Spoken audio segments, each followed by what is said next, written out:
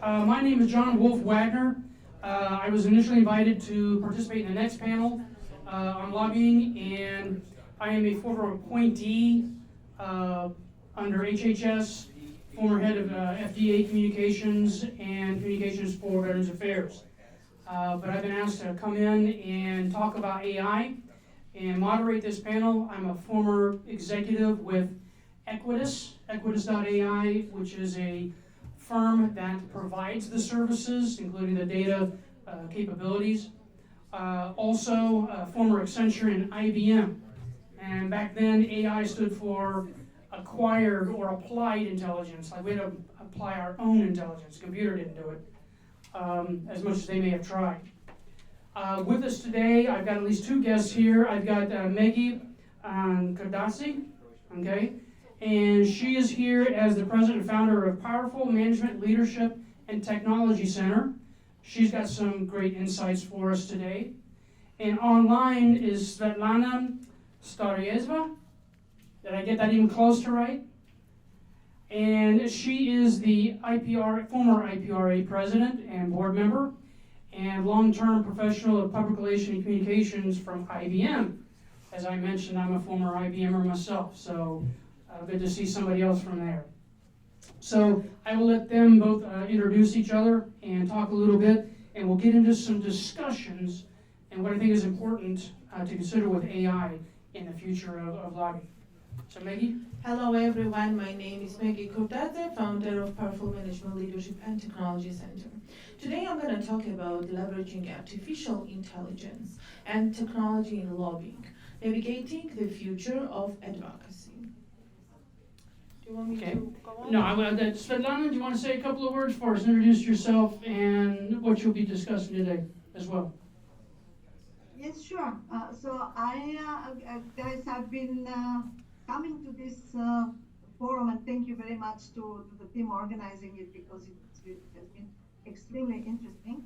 But I'm coming to this event from a communications and public relations part, being also a journalist and a Bulgarian, and I've been following it the whole day. I've been asking myself what would be the key for government relations professionals and AI, and actually AI is the one thing that's penetrating anyone's lives.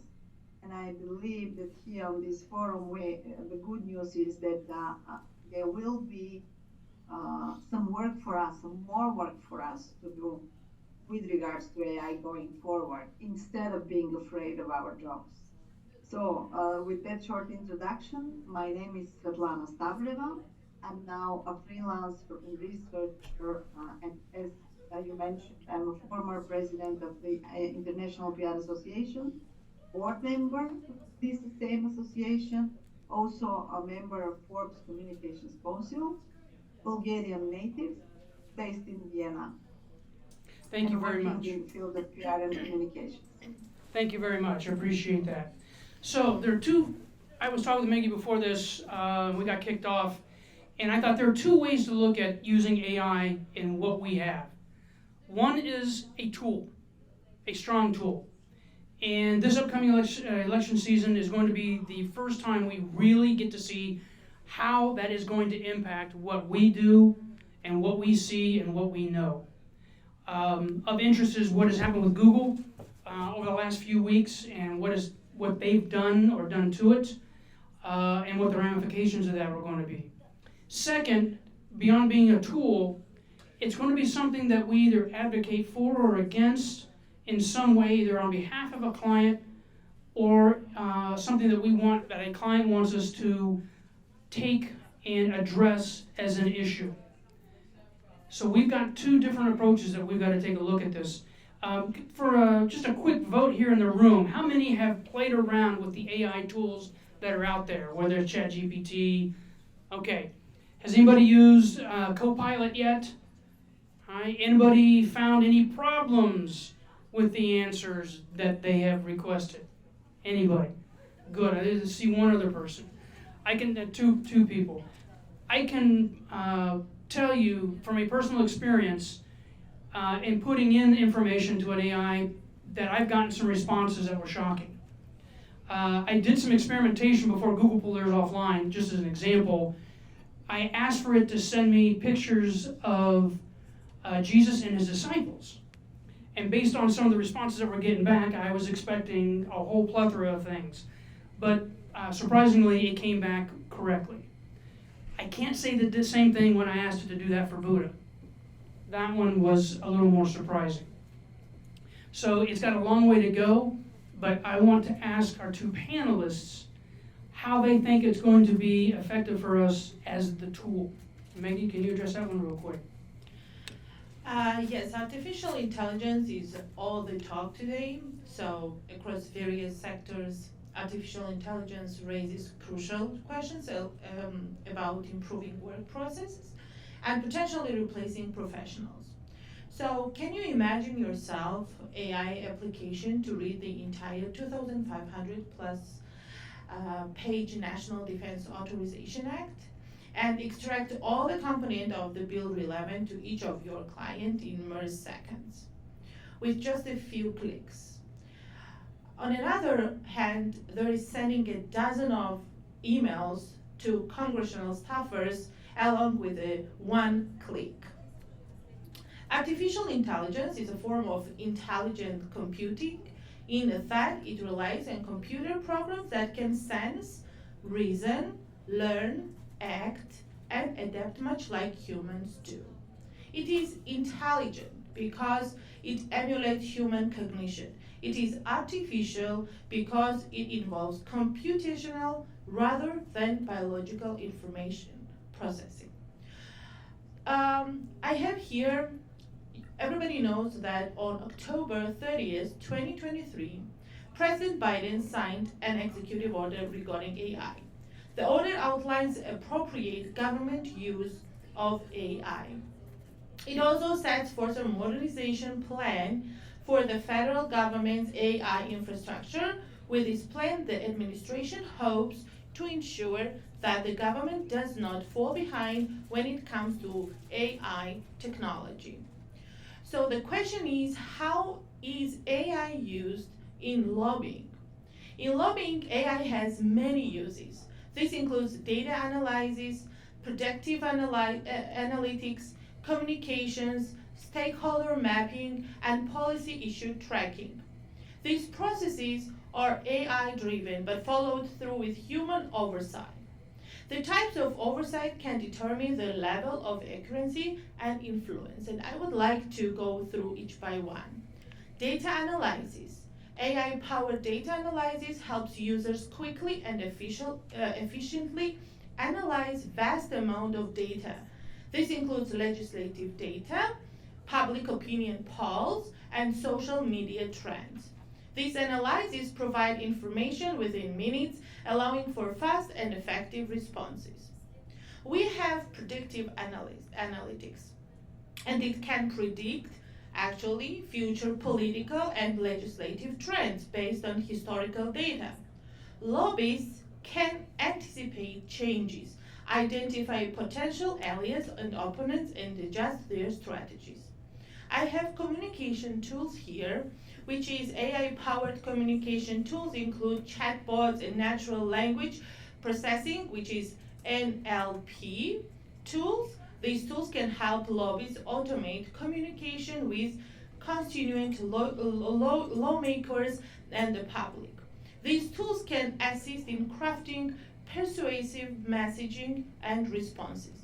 And last two, I will go stakeholder mapping and I'll do issue tracking, which is stakeholder mapping is when it comes to stakeholder mapping, AI assists with identifying and categorizing stakeholders.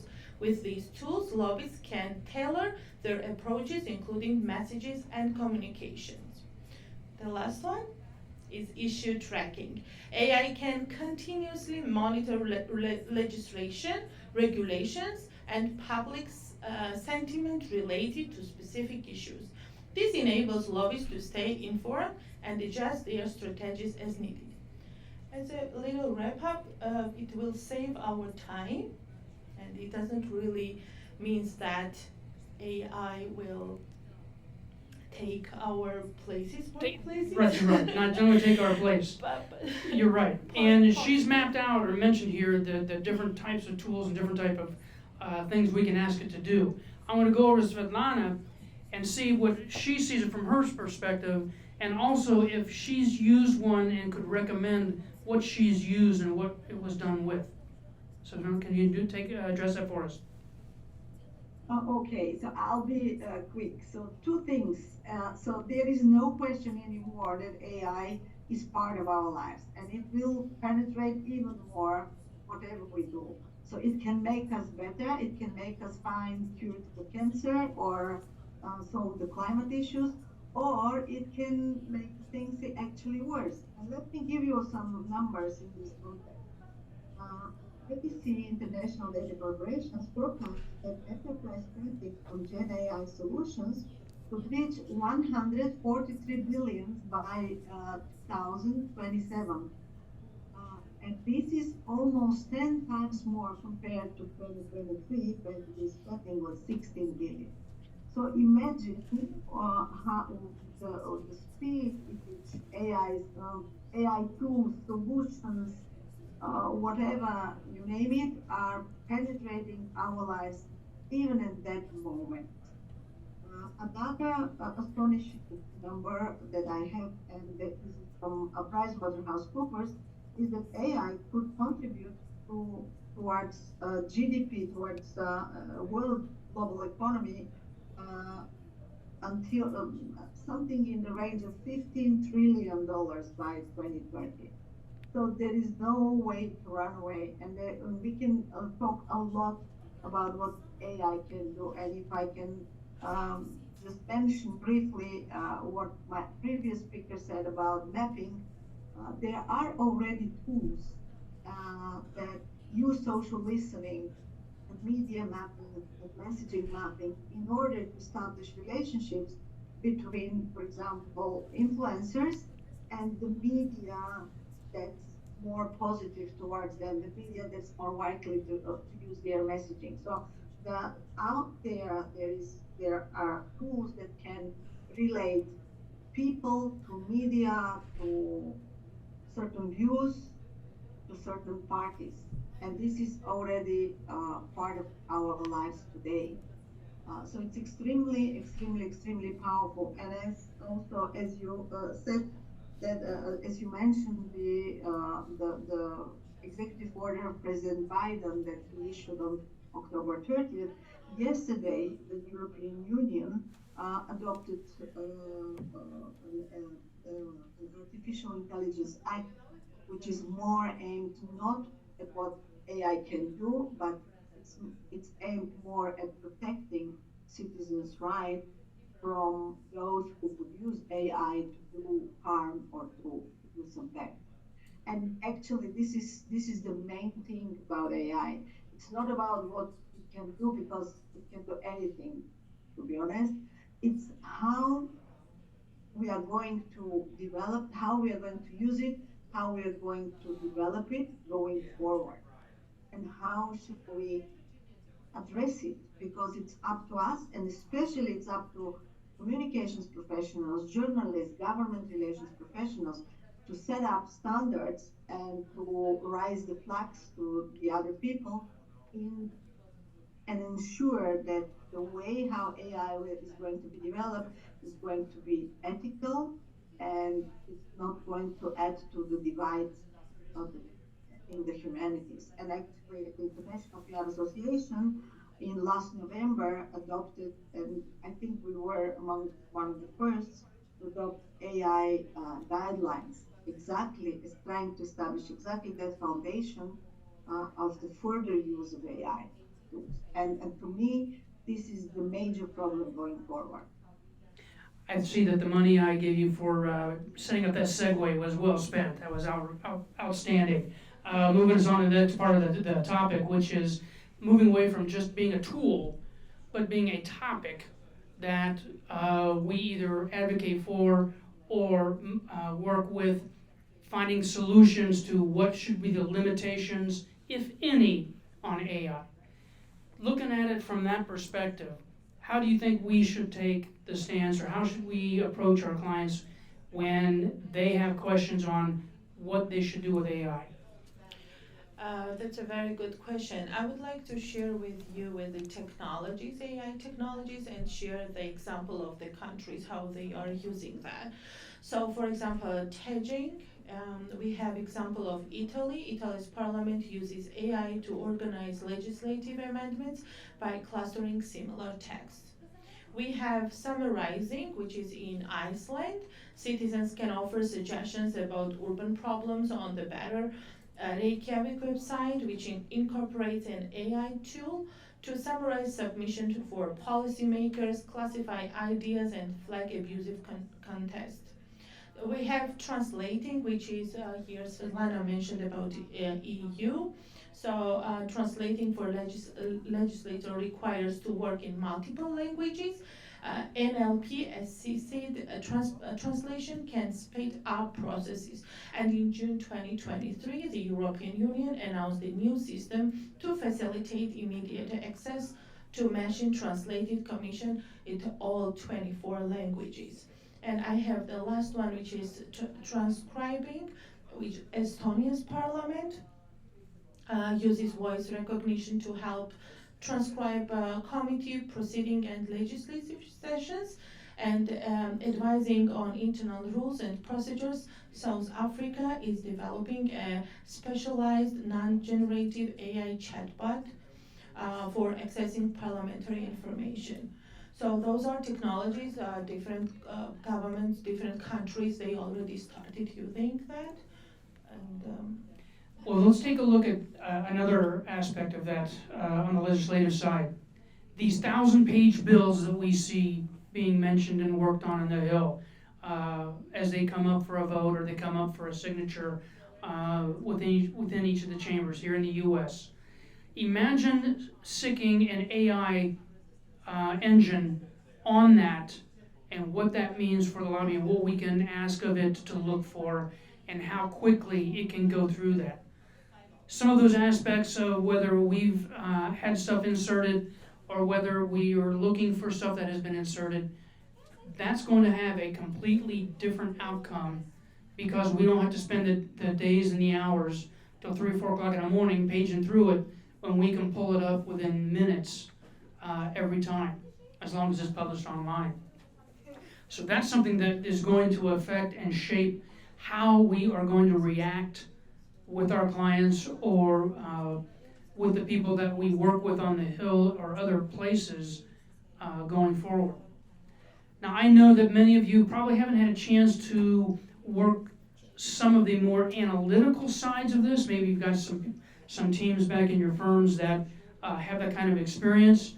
That is something that's just being touched on as we look at cloud-basing how things look, being able to intersect and figure out who has what relation with whom and where and when. This is something that can be generated again in just minutes, that can show us very, very succinctly how one topic or one person can be interrelated with another. This is probably one of the most powerful tools that I have seen when I was with the agency that we were working with, is how do those topics, how do those people, and how do those ideas intersect, and who is influencing those intersections, or who may be influencing it. Svetlana, what do you see coming from the other perspectives? How are they going to be using it? Actually, this is exactly what I meant earlier when I said that through the mapping you can find very easily relations that are not very obvious. But the key thing here is that the data that is being used, because if you use data that's not accurate or that's biased, then all the outcomes that AI is going to generate are going to be equally biased or inaccurate. And that's the whole danger out of it, because AI can as you said, it can be quicker, it can multiply results in no time. And when it does this on a wrong data, then this has the potential to create disinformation, and a lot of many bad things actually that I don't even want to think about.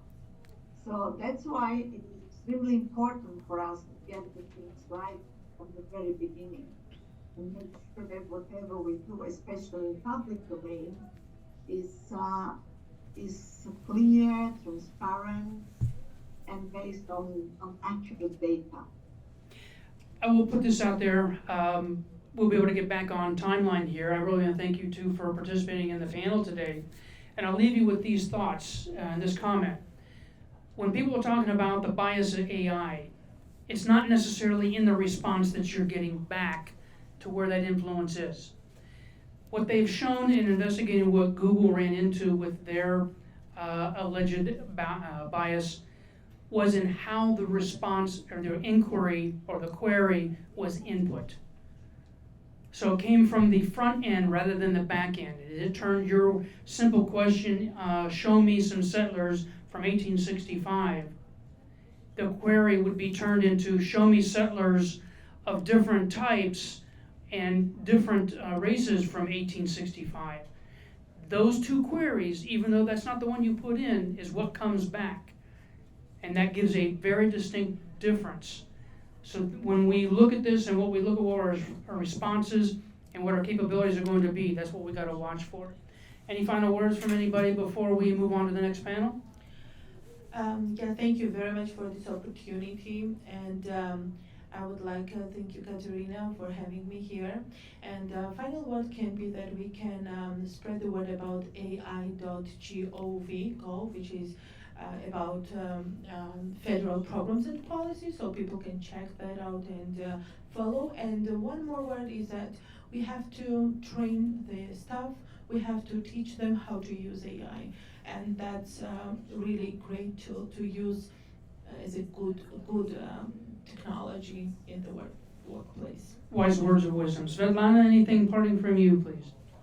Yeah, AI will be as good as we are, and the only difference between AI and the human intelligence is the possibility for the skill, the empathy, and the possibility to look through, at the world through someone else's eyes. So this is something that cannot be automated at that stage.